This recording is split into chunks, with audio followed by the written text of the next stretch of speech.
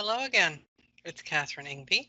I'm an intercultural learning specialist for Purdue in the Office of Institutional Data Analysis and Assessment, and I also hold an associate directorship in SILMAR, and I'm here to talk to you about another assessment instrument.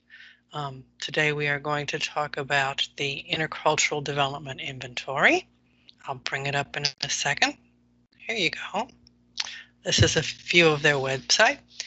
The Intercultural Development Inventory is one of the oldest intercultural competence instruments out there.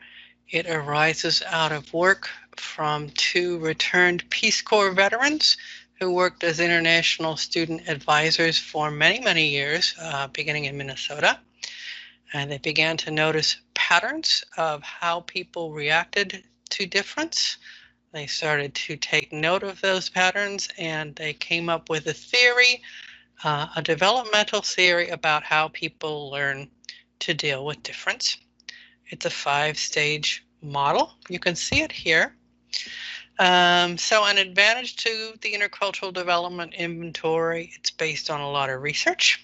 It's been independently validated. It does not discriminate on the basis of age, nationality, gender, culture, hierarchy in business status, and I forget what. It's an advantage to the IDI, as we call it, is that it's very psychometrically validated, that it has almost no social desirability bias. It's hard to game. And for that reason, a lot of folks at Purdue like it. Both the College of Engineering and the Purdue Polytech have made it part of their annual assessment plan of whether their students are advancing. I'll go back to a disadvantage to the IDI. It costs money. It now costs about $16 per student at the discount rate. A disadvantage to the IDI is that in order for the individual who took it to get their results, is they have to sit down for an hour for a debriefing with a qualified administrator of the instrument. Now, Purdue has over 100 folks who are trained as qualified administrators, so this is a relatively small barrier for Purdue.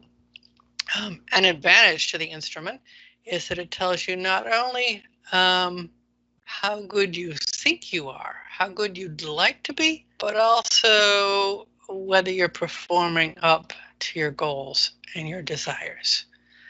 As I started to show you before, you can look in Google Scholar.